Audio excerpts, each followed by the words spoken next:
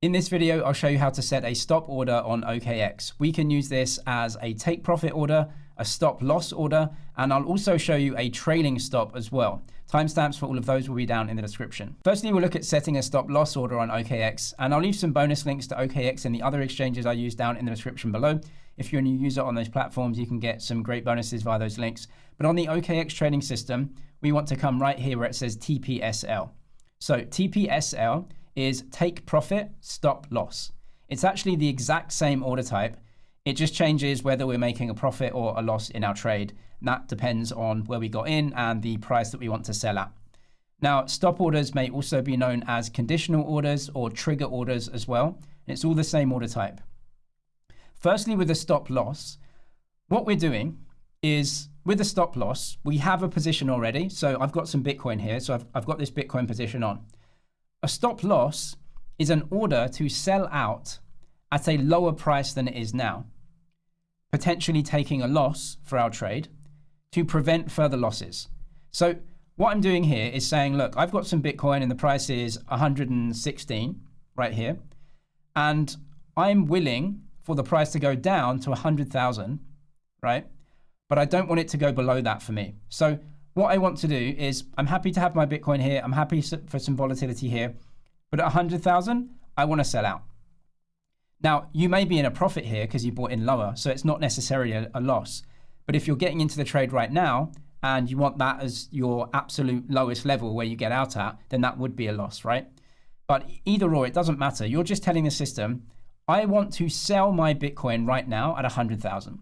Now, you can't do that with a market order because if you sell with a market order, you sell immediately. You also can't do that with a limit order because if I told the system now, sell my Bitcoin and my limit price, the worst price that I want to get is 100,000 per coin. Well, the price is 116,000, so it's going to sell immediately for me as well. I don't want to do that.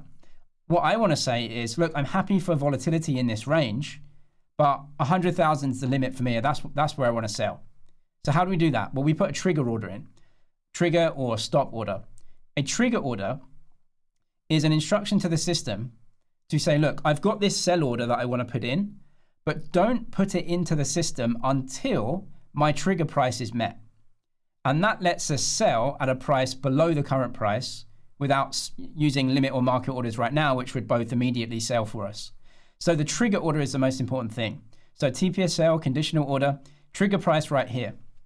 So what I'm telling the system is, look, I'm a seller and I'm going to tell you exactly how much I want to sell, but don't put that order in until my trigger price is met. This lets us wait until 100,000 to actually sell. So the conditional order, I'm going to put the trigger price in at 100,000. You can now see the new TPSL. Again, TPSL, same order type. It just matters, are you making a profit or a loss? The system doesn't know. It's the same order type, which is the trigger order. I'm using a market order right here, which is absolutely fine. So what that means is at my trigger of 100,000, I'm going to put a market order to sell in my Bitcoin, which means that I may not sell at exactly 100,000, right? The trigger is 100,000. That's when my order is going to go into the system and go live. And it's going to be a market order, which means I'm going to get whatever price is available at the time that the order goes in. It's probably going to be almost exactly 100,000, but it could be a little bit each side, right? Because I don't know because it's a market order. I haven't set a limit. So what we can do is press sell here, sell BTC like this. And as you can see here, I've got an open order in. And if we go to TPSL, you can see that right here. I haven't traded because what I've told the system is, look, I'm a seller. I've got a market order here, but it will not input that order into the system and make it live until my trigger is hit, which is that 100,000. So that's a stop loss because we're selling underneath the price. And what we're saying is sell there, and I want to prevent further, losses as the price goes down. You may actually be making a profit in your trade. You may be making a loss. That's up to you. But that's the trigger order. It only goes in when that trigger is met. And then that's my market order right here that goes in at that 100,000 trigger. We can also use limit orders in line with our triggers as well. So you don't have to use a market order. So let's cancel this one out. On the right-hand side, I'm just going to press cancel. You don't pay any trading fees for this because you haven't traded anything. What we're going to do is sell our Bitcoin again at the trigger price. So 100,000. And you can see that this is the trigger. So that's not my order. Now I'm going to put in a limit order here. and the limit order goes in at my trigger, right? So what you're saying is it's just a normal limit order to sell, but it only gets entered live into the system when that trigger is met. Now, this limit order can be any price that you want. Let's say we put it 100,000. What I'm saying is at 100,000 trigger, enter my limit order to sell at 100,000. I'm probably going to get that order done because if the price is 100,000 to trigger the order in, then it's going to be very close to 100,000, almost exactly. And so my order will go in and probably immediately trade. So that's fine. What if I put the price at 80,000? Well, then at the 100,000 trigger, my sell order will go in and I'm telling the system, sell my Bitcoin. The worst price I want to get is 80,000. Well, you know that the price is going to be around 100,000 because that's where the order got triggered. So you're going to trade straight away as well. However, what you can do is simply put your limit order in at any price that you want. So let's say the trigger is 100,000 and my limit to sell is 120,000.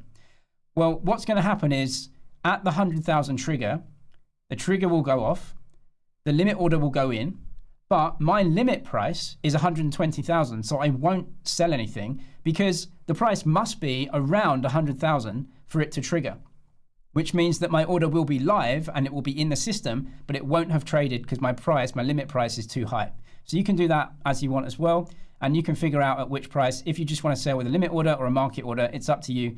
But obviously the trigger is the most important point because if your order does go live, the price is going to be around your trigger price to actually enter that trade and then put your limit or market order in as you want. We can also use stop orders as take profit orders. So the two examples we looked at are stop loss orders because the price is below. But you can also use these as take profit orders. So what you need to do is just press the exact same order type, put your trigger in, and again, you'd be looking above the price now. So let's say at a price of 130,000, then you can put your trigger in and you can put your limit, whatever as you want, or you can use a market order. Now that's fine, you can do that. But if you are looking to take profits above the price, then you may as well just use a limit order in this case. You don't need to use a trigger, because you can just choose the price that you want to sell at, right? Because the limit order is going to be above the current price if you're a seller, which means that it won't trade straight away until that price is met. So for take profit orders, you can use trigger orders, but it's not necessary. You can use limit orders in this case because the price isn't there yet. That's why most people use these for stop loss orders, because if you're wanting to sell at a price below the current price, you have to use the trigger to keep the order from trading straight away. Another option on OKX is to use a trailing stop order. Now, again, this is mostly used for selling, but not necessarily selling at a loss. So if you click trailing stop, what this does is it enters an order into the system, again, usually a sell order, selling out of a position, and it puts a stop order in, but it trails the current price. Now, this is usually great if you want to sell out. So the price has got to a level where you say, I've made some great profits and I want to sell out now. I'm happy selling out now. So you could sell out now. You could just sell immediately with a market order and no problem. However, what you can do with a trailing stop is tell the system, look, I'm willing to sell, but if the price goes up, that's going to make me happy too.